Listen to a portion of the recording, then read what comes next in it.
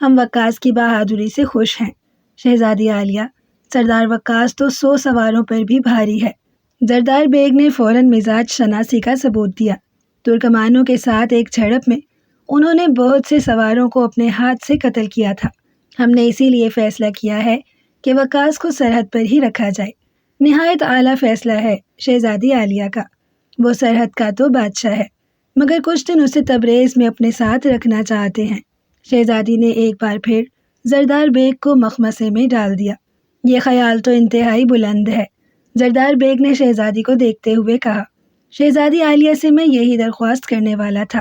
اچھا، تبریز پہنچ کے ہمیں یاد دلانا، ہم وقاص کو بلوا لیں گے۔ جی بہتر ہے۔ زردار بیگ کا چہرہ اتر گیا۔ شہزادی ہنس پڑی۔ گھبراؤ نہیں زردار بیگ، ہم تمہارے دوست کو جلد بلوائیں گے۔ تبریز پہنچ کے جب زردار بیگ کی یاد دہانی پر شہزادی نے سعد وقاص کو تبریز پہنچنے کا حکم نامہ جاری کیا تو سمرقند کے سلطان مشیر نے، جو کہ تبریز میں موجود تھا، اس حکم کی سخت مخالفت کی۔ شہزادی عالیہ، مشیر نے ادب سے کہا، سعد وقاص نے سرحد پر جو خدمات انجام دی ہیں ان کا تقاضا یہ ہے کہ اسے وہیں رکھا جائے۔ شاہ رخ مرزا نے حکم بھیجا ہے کہ ترکمانوں کی طرف سے کسی وقت بھی بڑا حملہ ہو سکتا ہے، اس لیے محافظ دستوں میں اور زیادہ اضافہ کر دیا جائے۔ شاہ موصوف نے یہ بھی حکم دیا ہے کہ اگر فوراً ضرورت پڑی تو 5000 سواروں کو تبریز یا سرحد پر بھیجا جا سکتا ہے۔ شہزادی مشیر سے خوامخواہ کوئی جھگڑا مول نہیں لینا چاہتی تھی۔ اس نے بڑے ادب سے کہا، محترم، آپ کے تجربے سے فائدہ اٹھانا ہمارا فرض ہے، ہم اپنا حکم واپس لیتے ہیں۔ شہزادی عالیہ، میرا کام صرف مشورہ دینا ہے، مشیر نے نرمی سے کہا۔ آپ دورے سے ابھی واپس آئی ہیں، وہاں کا حال آپ مجھ سے بہتر جانتی ہیں۔ آپ کے خیال میں سرحد کے حالات پرسکون ہیں اور ترکمانوں کے فوری حملے کا خدشہ نہیں، تو آپ سعد وقاص کو ضرور اپنی حفاظت پر مامور کیجیے، کیونکہ آپ کی سلامتی بہرحال مقدم ہے۔ میں نے پہلے بھی عرض کیا تھا کہ آپ کا تنہا محل سے نکلنا کسی طور مناسب نہیں۔ میری اس عرض داشت پر بھی آپ غور فرمائیے تو نوازش ہوگی۔ مشیر محترم، شہزادی بڑے وقار سے بولی، میں بچپن سے آزاد فضاؤں میں سانس لینے کی عادی ہوں۔ محل کی چہار دیواری میں مجھ سے قید نہیں ہوا جا سکتا۔ میرا خیال ہے کہ موت سے جس قدر بھاگا جائے، موت اسی قدر قریب آتی جاتی ہے۔ بہرحال میں آپ کے اس مشورے کی بہت شکر گزار ہوں۔ زردار بیگ کو جب معلوم ہوا کہ شہزادی نے سلطانی مشیر کے کہنے سے سعد وقاص کے آنے کا حکم واپس لے لیا ہے تو وہ بہت پریشان ہوا، مگر کر ہی کیا سکتا تھا۔ اسے اپنے سردار سے بھی شرمندگی تھی، کیونکہ اس نے ایک تیز رفتار سوار کے ذریعے انہیں مطلع کر دیا تھا کہ ان کے تبریز پہنچنے کے احکامات صادر ہو چکے ہیں۔ زردار بیگ خاموش ہو کر بیٹھ رہا اور شہزادی اپنے روز کے معمولات میں مصروف ہو گئی۔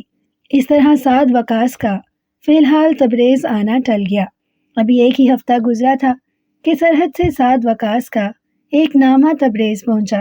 اس نے شہزادی کو لکھا تھا کہ شمال میں ترکمان لشکر وارد ہو رہا ہے، اس لیے اسے فوری فوج روانہ کی جائے۔ شہزادی نے فوراً مشیر سلطانی سے گفتگو کی اور طے پایا کہ ایک مضبوط لشکر سرحد کی طرف روانہ کیا جائے اور شاہ رخ کو بھی مطلع کیا جائے تاکہ وقت ضرورت ادھر سے بھی مناسب کارروائی ہو سکے۔ ترکمان سردار قرہ یوسف نے امیر تیمور گورگانی سے زبردست شکست کھائی تھی اور وہ زخمی شیر کی طرح اپنے زخم چاٹ رہا تھا۔ تیمور کے بعد اگر پوری طرح وہ بکھرا نہ تھا تو پھر بھی اس کا پہلے جیسا تنتنا باقی نہ رہ گیا تھا۔ مرزا شاہ رخ نے بکھرے ہوئے تیموریوں کو یکجا کر کے ایک زبردست حکومت قائم کر لی تھی، اور قرہ یوسف کی جرأت یہ تھی کہ وہ براہ راست سمرقند پر حملہ کرے۔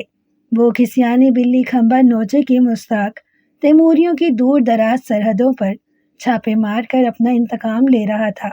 سرحدی سردار سعد وقاص کی درخواست پر 3000 سواروں کو سرحد پر بھیجنے کا انتظام کر لیا گیا۔ تقریباً اتنے ہی سوار سعد وقاص کی کمان میں تھے، جو حساس سرحد پر دن رات گشت کرتے رہتے تھے۔ لشکر تیار ہوا تو اس کی سرداری کا سوال پیدا ہوا۔ ہزاروں سواروں کی تعداد کم نہیں تھی۔ اسے سرحد تک لے جانے اور وکاس تک پہنچانے کے لیے کوئی بڑا سردار ہونا چاہیے تھا۔ مشیر سلطانی نے شہزادی کے سامنے 2-3 نام پیش کیے تھے، مگر شہزادی نے بڑی ملائمت سے انہیں رد کر دیا تھا۔ چنانچہ روانگی کا وقت آیا، منتخب لشکر میدان میں صف آرا بھی ہو گیا، مگر سرداری کا معاملہ اب تک وہیں کا وہیں کھڑا تھا۔ مشیر سلطانی اور شہزادی میں اس سلسلے میں صبح کو بھی گفتگو ہوئی تھی، اور شہزادی نے مشیر کو یہ کہہ کر مطمئن کر دیا تھا کہ اس نے سردار کا انتخاب کر لیا ہے اور اس کا اعلان وہ عین روانگی کے وقت کرے گی۔ مشیر سلطانی نے خدا کا شکر ادا کیا تھا کہ شہزادی نے سردار کا خود ہی انتظام کر لیا ہے، اور اگر کوئی اچھی بری پڑی تو شاہ سمرقند کو وہ خود جواب دے گی۔ لشکر روانگی کے حکم کا منتظر تھا، اور مشیر سلطانی بڑی بے بسی اور حیرت سے شہزادی کا چہرہ دیکھ رہا تھا۔ شہزادی حسب معمول مردانہ لباس میں اسلحہ سجائے گھوڑے پر سوار تھی۔ اب اس کے اسلحے میں ایک آہنی خول کا اضافہ ہو گیا تھا۔ پہلے وہ نقاب یا ہلکا نقاب چہرے پر ڈال کر ادھر سے ادھر گھوڑا بگائے پھرتی تھی، لیکن پچھلی بار جب وہ سرحد پر گئی تھی تو اس نے اچانک ہی خول کا استعمال شروع کر لیا تھا۔ وقاص کو قطعی خیال نہ تھا کہ سرحد پر اس کا مقابلہ کرنے والا وہ خول پوش جوان شہزادی آغا بیگی ہے۔ وہی کیا، زردار بیگ بھی اسے نہ پہچان سکا تھا۔ شہزادی نے پہلے گھوڑا دوڑا کر لشکر میں ایک چکر لگایا، پھر مشیر سلطانی کے پاس گئی۔ مشیر نے اسے سوالیہ نظروں سے دیکھا، اب تو اسے بھی گھبراہٹ ہونے لگی تھی۔ مشیر سلطانی کچھ پریشان نظر آ رہے ہیں۔ شہزادی مسکرائی۔ نہیں نہیں، ایسی بات نہیں ہے، لیکن میں مشیر کہتے کہتے رک گیا۔ شاید آپ سردار کا نام معلوم کرنے کے لیے بہت بے چین ہیں، شہزادی نے جیسے اسے چھیڑنے کے لیے کہا۔ شہزادی نے سچ ہی کہا تھا۔ مشیر سلطانی کی بے چینی بجا تھی۔ اسے کوئی جواب نہ سوجھا اور وہ شہزادی کا منہ دیکھنے لگا۔ مشیر محترم، شہزادی نے اطمینان سے کہا، آپ اس بات سے اتفاق کریں گے کہ قرہ یوسف کا متوقع حملہ بڑی اہمیت رکھتا ہے۔ بے شک، اس میں کیا شبہ ہے، مشیر نے تائید کی۔ اور آپ اس بات سے بھی انکار نہیں کریں گے کہ ہر اہم موقع پر میرے دادا صاحب کراں امیر تیمور گورگانی اپنے لشکر کی کمان خود کیا کرتے تھے۔ بے شک، بے شک، اس میں کوئی شبہ نہیں۔ اور آپ نے یہ بھی سنا ہوگا کہ جب ایک بار صاحب کراں کو ایک ترکمان نے دو بدو جنگ کی دعوت دی تھی تو امیر گورگانی اپنے سرداروں کی شدید مخالفت کے باوجود تنہا گھوڑا اڑائے قلعے کی فصیل کے نیچے پہنچ گئے تھے۔ جی شہزادی حضور، میں نے یہ سنا ہے اور میرا عقیدہ ہے کہ یہ بات بالکل سچ ہے۔ مشیر سلطانی نے صاحب کراں کے ساتھ اپنی پوری عقیدت کا اظہار کیا۔ تو پھر مشیر محترم، آپ کو معلوم ہونا چاہیے کہ اس اہم مہم کی میں خود رہنمائی کروں گی۔ آپ؟ مشیر کا دھانا حیرت سے پھیل گیا۔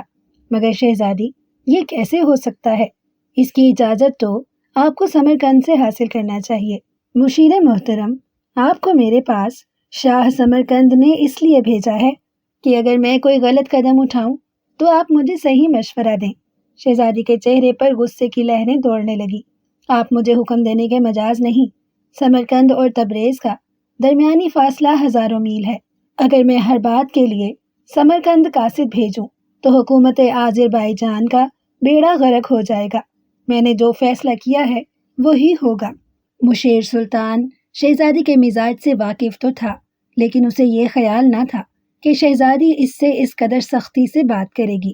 شہزادی نے گھوڑا موڑا اور لشکر کو کوچ کا حکم دے دیا۔ مشیر سلطانی دانت پیستا ہی رہ گیا۔ لشکر آہستہ آہستہ سرحد کی طرف روانہ ہو رہا تھا اور کچھ ہی دیر بعد میدان سنسان ہو گیا۔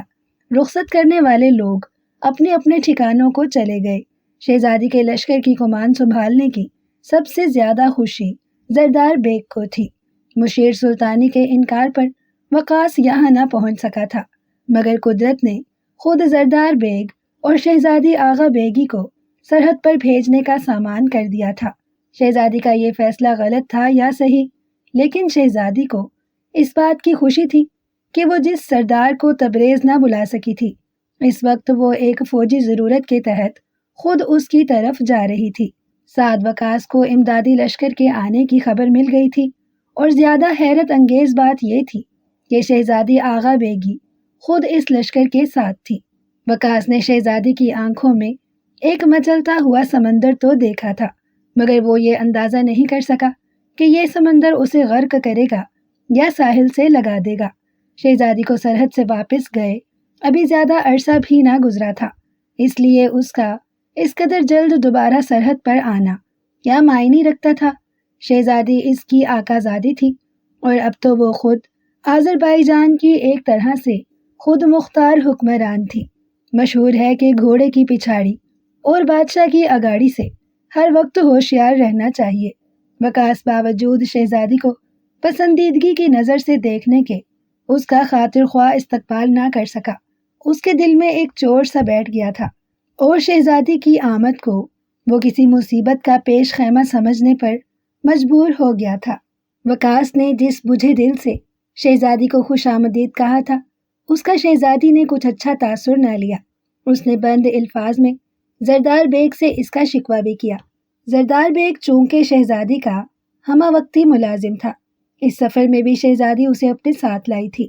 دراصل وہ زردار بیگ کی شگفتہ طبیعت اور غلط سلط حاضر جوابی کو بڑی پسندیدگی کی نظر سے دیکھتی تھی۔ زردار بیگ کو یہ سن کر افسوس ہوا کہ وقاص نے شہزادی کا خاطر خواہ استقبال نہیں کیا۔ اس کا خیال تھا کہ شہزادی نے پچھلی ملاقات میں وقاص کو جن پسندیدگی کی نظروں سے دیکھا تھا، اس کا تقاضا تو یہ تھا کہ وقاص اس کی راہ میں آنکھیں بچھاتا، مگر یہاں تو معاملہ ہی الٹا نظر آ رہا تھا۔ اسی شب زردار بیگ نے وقاص سے تنہائی میں ملاقات کی اور شہزادی کے تمام شکوے شکایات نو کے زبان پر لے آیا۔ اس نے بڑے ادب مگر بے تکلف انداز میں کہا، سردار، ہم تبریز میں آپ کی ملاقات کے لیے دن رات تڑپتے تھے اور یہ تصور لے کر آئے تھے کہ جب آپ سے ملیں گے تو آپ ہمیں سینے سے لگائیں گے، لیکن آپ نے تو بڑی سرد مہری اور غیریت کا برتاؤ کیا۔ سعد وقاص کو اپنے مخلص دوست کی شکایت پر ہنسی آ گئی۔ زردار بیگ، کیا تم چاہتے تھے کہ میں شہزادی کی موجودگی میں تمام شاہی رسومات کو چھوڑ کر تمہارے گلے سے لگ جاتا؟ آخر شہزادی میری اس حماقت کو کیا نام دیتی؟ ان کے سامنے تو میں تم سے بس رسمی سلام دعا ہی کر سکتا تھا، لیکن آپ نے شاہی رسومات کا بھی تو کوئی خیال نہیں کیا۔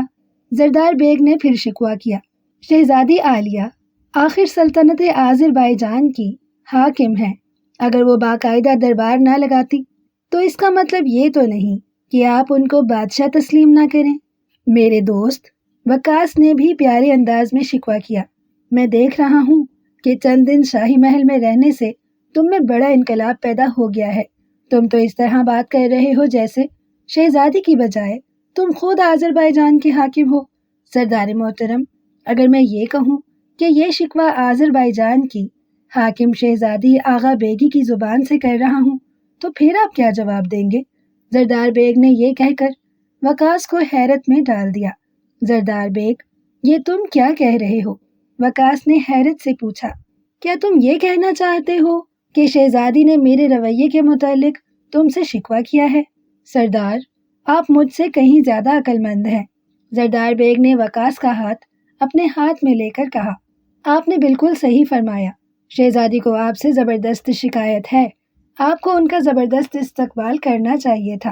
ٹھہرو زردار بیگ، وقاص نے اسے روکا، پہلے یہ بتاؤ، یہ شکایت تمہیں پیدا ہوئی ہے یا شہزادی نے تم سے خاص طور پر اس سلسلے میں گفتگو کی ہے؟ میرے پیارے سردار، زردار بیگ جذباتی ہو گیا، آپ نے شہزادی کی صرف سپاہ گری دیکھی ہے، وہ جس قدر نڈر اور بہادر ہیں اس سے زیادہ ایک حساس دل کی بھی مالک ہیں۔ مجھے یقین ہے کہ ان کے دل میں آپ کے لیے کوئی اہم جگہ موجود ہے۔ انہوں نے آپ کے تبریز پہنچنے کے احکامات جاری کر دیے تھے، مگر مشیر سلطانی کی مخالفت کی وجہ سے ان پر عمل نہ ہو سکا تھا۔ کیا شہزادی نے تم سے کبھی میرا تذکرہ کیا تھا؟ وقاص نے بے چینی سے پوچھا۔ سردار، آپ تذکرہ کہتے ہیں؟ زردار بیگ نے وقاص کا ہاتھ دباتے ہوئے کہا، تبریز میں تو روز ہی آپ کا ذکر ہوتا تھا اور شہزادی سے آپ کے بارے میں گھنٹوں باتیں کرتا تھا۔ میرے بارے میں شہزادی کی کیا رائے ہے؟ شہزادی آپ کو بزدل سمجھتی ہیں۔ کیا کہا؟ میں بزدل ہوں؟ تم نے میری صفائی پیش نہیں کی؟ وقاص پریشان ہو گیا۔ سردار، بزدلی کا مطلب یہ نہیں کہ آپ دشمن کا مقابلہ نہیں کر سکتے۔ اس کے اور کیا معنی ہو سکتے ہیں؟ معنی تو میں نہیں بتا سکتا۔ زردار بیگ نے وقاص کا ہاتھ چھوڑ دیا۔ لیکن یہ ضرور ہے کہ آپ میں شہزادی کے سامنے وہ باتیں کرنے کی جرت نہیں جو آپ کو کہنا چاہیے۔ شہزادی نے کیا میرے بارے میں یہی رائے قائم کی ہے؟ یہ رائے میری ہے سردار۔ زردار بیگ نے بچوں کی طرح کلکاری بھری۔ شہزادی کی آنکھوں میں جو سوال ہے اسے نہ آپ نے پڑھا ہے اور نہ جواب دیا ہے۔ زردار بیگ، تم چند ہی دنوں میں کتنے عقل مند ہو گئے ہو؟ وقاص نے بڑی مسرت سے کہا۔ اچھا یہ بتاؤ، کیا شہزادی کے دل میں میرے لیے کوئی جگہ ہے؟ سردار، آپ مجھ سے ایسے سوال نہ کیجیے جس کا جواب میں نہیں دے سکتا ہوں۔ زردار بیگ نے اپنی اونچی ٹوپی اتار کر ایک طرف رکھ دی۔ میری موٹی عقل مجھے بتاتی ہے کہ شکوہ شکایت ان لوگوں سے کیا جاتا ہے جن سے آپ کا کوئی تعلق ہو۔ راہ چلنے والوں سے تو کوئی شکایت نہیں کرتا۔ اگر شہزادی کے دل میں جگہ نہ ہوتی تو وہ مجھ سے آپ کی شکایت کرنے کی بجائے اپنی توہین کے جرم میں آپ کو سزا سنا دیتی۔ ایک بادشاہ یہ ہرگز برداشت نہیں کر سکتا کہ اس کا کوئی ملازم، خواہ وہ کوئی بڑا امیر ہی کیوں نہ ہو، اس کے شاہانہ وقار کو اہمیت نہ دے اور اس کا عام لوگوں کی طرح استقبال کرے۔ وقاص سوچ میں پڑ گیا۔ سردار، فکر نہ کیجیے، زردار بیگ نے تسلی آمیز لہجے میں کہا۔ جو ہوا اس پر خاک ڈالیے اور آئندہ کی تدبیر کیجیے۔ مجھے مشیر سلطانی کے رنگ ڈھنگ پسند نہیں۔ وہ شہزادی کو اپنے قبضے میں رکھنا چاہتا ہے۔ وقاص نے چونک کے زردار بیگ کو دیکھا۔ مشیر سلطانی کی عمر کیا ہے؟ بوڑھا ہے، 55-60 کے پیٹے میں ہے۔ پھر وہ چاہتا کیا ہے؟ میرے پاس اس کا کوئی جواب نہیں۔ زردار بیگ نے اپنی مجبوری کا اظہار برملا کر دیا۔ میں نے اسے صرف 2 بار دیکھا ہے۔ بڑا خوفناک چہرہ ہے اس کا، دیکھنے سے وحشت ہوتی ہے۔ کہیں ایسا تو نہیں کہ وہ آذربائیجان کا خود حاکم بننا چاہتا ہو؟ میں کچھ نہیں کہہ سکتا سردار، یہ باتیں تو آپ کے سوچنے کی ہیں۔ وقاص چند لمحے سوچنے کے بعد بولا۔ دیکھو زردار بیگ، یہ تو ہونے سے رہا کہ مشیر سلطانی شہزادی سے شادی کی خواہش کرے۔ اگر اس نے یہ حماقت کی تو یہ معاملہ ضرور دربار سمرقند میں پیش ہوگا، اور ہمارا نیک دل بادشاہ مرزا شاہ رخ یہ کبھی پسند نہیں کرے گا کہ ایک جوان شہزادی کو اس کی مرضی کے خلاف ایک بوڑھے کھوسٹ سے بیاہ دے۔ شہزادی بھی یہ بات گوارا نہ کرے گی۔ سردار، آپ کن باتوں میں الجھ گئے؟ زردار بیگ نے الجھتے ہوئے کہا۔ آپ بس اپنے بارے میں سوچئے۔ میں اپنے بارے میں کیا سوچوں؟ وقاص نے افسردگی سے کہا۔ ابھی تو مجھے کچھ پتہ نہیں، یہ بھی یقین نہیں کہ وہ مجھ سے سیدھے منہ بات بھی کریں گی یا نہیں۔ سردار، میں شہزادی کے شکوے کے بارے میں بات کر رہا ہوں۔ زردار بیگ نے وضاحت کی۔ انہیں شکایت ہے کہ سعد وقاص نے ان کا شایان شان استقبال نہیں کیا۔ آپ اس کی تلافی کی کوئی صورت نکال لیجئے۔ تلافی کی صورت یہی ہو سکتی ہے کہ میں شہزادی کے پاس جا کر معافی مانگ لوں۔ وقاص نے جیسے ہتھیار ڈال دیے۔ تمہارا کیا خیال ہے زردار بیگ؟ کہیں شہزادی کو غصہ تو نہیں آ جائے گا؟ میرا تو خیال ہے کہ بغیر بلائے شہزادی سے ملنا آپ کے لیے مناسب نہیں۔ زردار بیگ نے عقل مندوں جیسا مشورہ دیا۔ پھر اس میں خود آپ کی بھی سبکی ہے۔ خوددار آدمی بغیر بلائے خدا کے گھر بھی نہیں جایا کرتا۔ مزہ تو یہ ہے کہ وہ آپ کو بلائے، پھر آپ جائیں اور عذر و معذرت کے تمام تیر شہزادی پر چلا دے۔ اس کے بعد دیکھیے کہ پردہ غیب سے کیا ہوتا ہے۔ مگر زردار بیگ، اس بات کی کیا ضمانت ہے کہ شہزادی مجھے خاص طور پر بلائیں گی؟ سعد وقاص نے اپنا خیال ظاہر کیا۔ شہزادی آپ کو ضرور بلائیں گی، زردار بیگ نے بڑے یقین سے کہا۔ وقاص نے ایک بار پھر حیرت بھری نظروں سے زردار بیگ کو دیکھا۔ تم یقین کے ساتھ کیسے کہہ رہے ہو زردار بیگ؟ میرے سردار، میرے آقا، زردار بیگ نے ہنستے ہوئے کہا۔ میں صرف 4 سال اپنی بیوی کے ساتھ گزار سکا ہوں۔ اس کے بعد وہ اللہ کو پیاری ہو گئی اور میں ہمیشہ کے لیے آزاد ہو گیا۔ لیکن ان 4 برسوں میں عورت کی رگ رگ سے واقف ہو گیا ہوں۔ عورت زبان سے کم اور آنکھوں سے زیادہ گفتگو کرتی ہے۔ میں نے ان پڑھ ہونے کے باوجود شہزادی کی آنکھیں پڑھی ہیں۔ آپ ذرا انتظار کیجئے، آپ کو حاضری کا بلاوا آ جائے گا۔ میرا مطلب ہے کہ فوجی ضرورت سے نہیں، بلکہ خاص اس موضوع پر گفتگو کرنے کا آپ کو موقع دیا جائے گا۔ زردار بیگ، وقاص نے پیار سے اس کے کندھے پر ہاتھ رکھا، تمہارے سینے میں واقعی ایک پرخلوص دل موجود ہے، مجھے تمہاری دوستی پر فخر ہے زردار بیگ نے وقاص کے دل میں محبت کی جو جوت جگائی تھی، اس سے وقاص کئی دن تک بہت مسرور رہا۔ اس کی طبیعت میں شگفتگی اور خیالات میں رنگینگی پیدا ہو گئی۔ شہزادی کا سراپا ہر وقت اس کی نظروں میں گھومتا رہتا اور دل محبت کے کیف سے بھرا رہتا، لیکن جب کئی روز تک شہزادی کی طرف سے کوئی بلاوا نہ آیا تو اس کی محبت کا سارا نشہ رن ہو گیا، امیدوں پر اوس پڑنے لگی اور دل کی بے چینیوں میں کئی گنا اضافہ ہو گیا۔ یہی نہیں کہ اس کی شہزادی یا زردار بیگ سے ملاقات نہ ہوئی ہو، اس کا شہزادی سے دن میں 2-1 بار ضرور سامنا ہوتا، باتیں بھی ہوتی، لیکن یہ باتیں ترکمانوں کے حملے سے آگے نہ بڑھتی۔ شہزادی کے چہرے پر ہر وقت سنجیدگی طاری رہتی۔ رفتہ رفتہ وقاص کی امیدیں ٹوٹنے لگیں۔ وقاص اسے ایک حسین خواب سمجھ کر بھولنے پر مجبور ہو گیا، مگر دل کسی طرح نہ مانتا تھا۔ امید کے بجھتے چراغ میں کسی وقت ایک شعلہ سا بلند ہو جاتا تھا۔ زردار بیگ کے رویے میں بھی فرق آ گیا تھا۔ اس کا زیادہ وقت وقاص کے ساتھ ہی گزرتا تھا، لیکن اس نے اس معاملے میں جیسے خاموشی اختیار کر لی تھی۔ وقاص اگر اشارتاً کوئی بات کہتا بھی تو زردار بیگ بڑی صفائی سے ٹال دیتا۔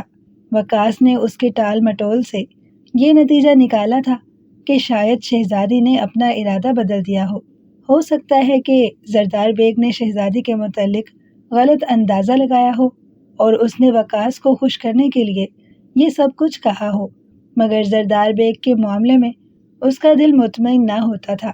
زردار بیگ ایک نیک انسان تھا، مگر اس کے متعلق یہ سوچنا کہ اس نے وقاص کے ساتھ ایک خطرناک مذاق کیا ہے کسی طرح درست نہ تھا۔ مگر جب 1 ہفتہ اسی طرح گزر گیا اور وقاص کے ہاتھوں سے صبر کا دامن چھوٹنے لگا تو اس نے ایک دن زبان کھولی۔ زردار بیگ، اس سے تو یہی بہتر تھا کہ میں شہزادی کو ایک مصیبت سمجھ کر اپنا دل بہلاتا رہتا۔ وقاص کے لہجے میں بڑی ترشی تھی۔ تم سے کس نے کہا تھا کہ میرے دل میں محبت کا نیا چراغ روشن کرو؟ تم نے میرے غموں میں اضافہ کر دیا ہے زردار بیگ نے وقاص کی گفتگو کی تلخی محسوس کی، ذرا دیر سر جھکائے کچھ سوچتا رہا، پھر خجل نظروں سے وقاص کو دیکھا۔ سردار، میں خطا وار ہوں، آپ جو چاہے کہہ سکتے ہیں، مگر خدا کے لیے یہ کبھی نہ سوچئے گا کہ میں نے آپ کو دھوکہ دیا ہے یا آپ کے ساتھ مذاق کیا ہے۔ زردار بیگ کے لہجے میں اس قدر دل گرفتگی اور گداز تھا کہ وقاص بے چین ہو گیا۔ زردار بیگ، یقین کرو میرے دل میں تمہارے بارے میں کوئی بدگمانی نہیں، میں تو صرف یہ کہنا چاہتا ہوں کہ تم نے شہزادی کے بارے میں غلط اندازہ لگایا اور میری دوستی میں وہ بات کہہ گئے جس کا امکان ہی نہیں تھا۔ میرے سردار، زردار بیگ بھی جذباتی ہو گیا، خدا نہ کرے کہ آپ کبھی مجھ سے بدگمان ہو، یہ عشق و محبت کے معاملات ہیں، آپ کی بے چینی، بے یقینی اور تلخی اپنی جگہ، لیکن ان معاملات میں صبر و تحمل کا مظاہرہ کرنا پڑتا ہے، اور اگر آپ مجھے معاف کیجئے تو میں کہوں گا کہ آپ نے اس پرخار وادی میں ابھی پہلا قدم ہی تو رکھا ہے، ابھی تو ابتدائے عشق ہے، آگے آگے دیکھیے ہوتا ہے کیا۔ اس راہ میں کئی سخت مقام بھی آتے ہیں، آپ دل چھوٹا نہ کیجئے، حالات درست ہوتے ہی وہ سب کچھ ہوگا جو میں نے کہا ہے۔ کس کے حالات؟ زردار بیگ، وقاص نے چونک کے زردار بیگ کو دیکھا۔ میرے حالات تو بالکل پرسکون ہیں، ہاں اگر شہزادی کو کوئی مسئلہ پیش آ گیا ہو تو اس کے بارے میں مجھ سے بہتر تم جانتے ہوگے۔ حالات سے میری مراد ترکمانوں کا حملہ ہے۔ زردار بیگ نے صفائی پیش کی۔ شہزادی کے دل و دماغ میں ہر وقت ترکمان چھائے رہتے ہیں، انہیں جب تک ترکمانوں کے حملے کا خدشہ رہے گا وہ کسی اور طرف توجہ نہ دے سکیں گی۔ زردار بیگ نے شہزادی کی عدم توجہی کا جو جواز پیش کیا وہ انتہائی معقول تھا۔ وقاص کی سنجیدہ طبیعت نے اسے فوراً قبول کر لیا۔ اس نے معذرت بھرے انداز میں کہا، زردار بیگ، تم نے میرا ذہن صاف کر دیا، یہ میری غلطی تھی کہ میں نے حالات کو نظر انداز کرتے ہوئے شہزادی سے ایسی امید باندھ لی تھی۔ تم نے ٹھیک کہا کہ یہ ایسا وقت نہیں کہ ہم ترکمانوں کا خیال چھوڑ کے رنگین افسانوں کی طرف بھاگتے پھریں۔ مجھے افسوس ہے کہ میں نے تمہیں غلط سمجھا اور شہزادی کی طرف سے میرے دل میں بدگمانی پیدا ہو گئی۔ اس گفتگو کے بعد وقاص نے پھر کبھی اس مسئلے کو نہیں اٹھایا اور پوری تندہی سے جنگی تیاریوں میں لگ گیا۔ اب وہ شہزادی سے بڑی خوش دلی سے گفتگو کرتا اور اس کے منصوبوں پر جی لگا کے غور کرتا۔ قرہ یوسف زخم خوردہ تھا۔ اسے معلوم تھا کہ تیموری سلطنت کمزور ہونے کے باوجود اب تک اس قدر طاقتور ہے کہ اسے آسانی سے شکست نہیں دی جا سکتی۔ آذربائیجان کا علاقہ سمرقند سے ہزاروں میل دور ہونے کی وجہ سے تیموریوں کا کمزور پہلو تھا، مگر اس پر قبضہ کرنا بہت مشکل تھا۔ اس نے سرحدی جھڑپیں محض طاقت آزمائی کے لیے کی تھیں۔ وہ اپنا لشکر بھی سرحدوں کے قریب لے آیا تھا، مگر اسے اندازہ ہو گیا تھا کہ تیموری سرحدیں نہ صرف محفوظ ہیں بلکہ تبریز سے وہاں برابر فوج پہنچ رہی تھی۔ شہزادی آغا بیگی کے سرحد پر آ جانے سے وہ بہت پریشان ہوا تھا۔ بہت سوچ وچار کے بعد اس نے ایک ایسی جنگی چال چلی اور وہ اپنی چال میں بڑی حد تک کامیاب بھی ہوا۔ اس زمانے میں آج جیسا جاسوسی کا نظام موجود نہ تھا۔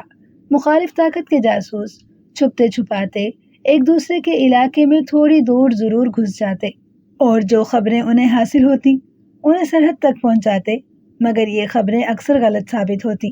شہزادی کے جاسوسوں نے اطلاع دی تھی کہ سرحد سے 4-5 منزل دور ترکمانوں کا ایک لشکر پڑاؤ ڈالے دیکھا گیا ہے۔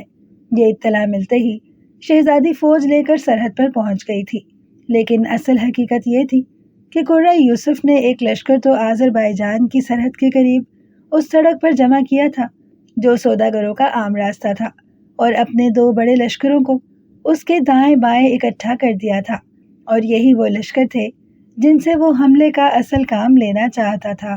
چنانچہ قرہ یوسف نے اپنی حکمت عملی کے تحت سوداگروں کے راستے میں پڑے ہوئے لشکر کو پسپائی کا حکم دے دیا۔ اس کے ساتھ ہی اس نے قرب و جوار کی آبادیوں میں یہ مشہور کرا دیا کہ ترکمان یہ محاذ چھوڑ کر سمرقند پر حملہ کرنے جا رہے ہیں۔ قرہ یوسف اپنے مقصد میں کامیاب ہوا۔ آذربائیجان کے جاسوسوں نے فوراً شہزادی کو اطلاع دی کہ ترکمانی لشکر واپس ہو گیا ہے۔ اس خبر سے شہزادی کے لشکر میں مسرت کی لہر دوڑ گئی، لیکن شہزادی کو اطمینان نہ ہوا۔ اسے اس بات پر حیرت تھی کہ اگر ترکمانوں کو بغیر جنگ کے پسپا ہی ہونا تھا تو پھر انہوں نے لشکر کو یہاں تک لانے کی کیوں کوشش کی تھی۔ وقاص بھی شہزادی کے خیال سے متفق تھا۔ ادھر تبریز کا لشکر واپسی کے لیے کمرے کس رہا تھا۔ سب کا خیال تھا کہ ترکمانوں کی واپسی کے بعد پورے لشکر کا سرحد پر بیکار پڑے رہنا بھی مناسب نہیں تھا۔ زردار بیگ نے بھی اپنا بوریا بستر باندھ لیا، مگر شہزادی نے اب تک کوئی حکم نہیں دیا تھا۔ 1 ہفتہ اسی تذبذب میں گزر گیا، مگر شہزادی کی طرف سے کوئی حکم صادر نہ ہوا۔ سرحد سے ترکمانوں کی واپسی کی اطلاعات تواتر سے پہنچ رہی تھیں، اور اب تو وقاص کو بھی یقین ہو گیا تھا کہ ترکمانوں کا خطرہ ٹل گیا ہے، مگر اسے اس سلسلے میں شہزادی سے گفتگو کرنے کی ہمت نہیں ہوتی تھی۔ ایک شب اس نے زردار بیگ کو چھیڑا، شہزادی کی یہ طویل خاموشی سمجھ میں نہیں آتی۔ میرا خیال ہے کہ تبریز کا لشکر واپس جانے کے لیے بے چین ہے۔ سردار زردار بیگ جیسے پھٹ پڑا۔ تبریز کا لشکر واپس جانے کے لیے بے چین ہو یا نہ ہو، مگر میں ضرور بے چین ہوں۔ سرحدوں کی خاک چھانتے ہوئے ایک زمانہ گزر گیا، تبریز میں کچھ آرام ملا تھا کہ پھر سرحد پر پھینک دیا گیا ہوں۔ کیا تبریز بہت خوبصورت شہر ہے؟ وقاص نے دلچسپی کا اظہار کیا۔ سردار، تبریز سے بڑا دنیا میں کوئی شہر نہیں، زردار بیگ نے آنکھیں بند کر کے کہا، جیسے وہ تبریز کے حسن کو اپنے تصور میں کھینچ رہا ہو۔ تبریز کے بارے میں زردار بیگ کا تبصرہ کچھ غلط بھی نہ تھا، حالانکہ اس نے تو اپنی طرف سے ڈینگ ماری تھی، مگر اس کا کہنا سراسر حقیقت پر مبنی تھا۔ ہم آج تبریز کو شاید صرف حضرت شمس تبریزی کے حوالے سے جانتے ہیں۔ لوگ آج کل اس شہر کو بالکل بھول گئے ہیں، مگر تیموریوں کے دور حکومت میں تبریز پر جو شباب تھا اسے پڑھ کر مسرت ہوتی ہے۔ تاریخیں تو یہاں تک بتاتی ہیں کہ 14ویں صدی عیسوی میں چین کے دارالسلطنت کو چھوڑ کر تبریز دنیا کا سب سے بڑا شہر تھا۔ وہاں کی عمارتیں روم کی عمارتوں سے زیادہ شاندار اور وسیع تھیں۔ اس کی آبادی 13 لاکھ کے قریب تھی۔ ابن بطوطہ نے لکھا ہے کہ تبریز میں ایک پورا بازار مشک فروشوں کا تھا اور دوسرا عنبر فروشوں کا۔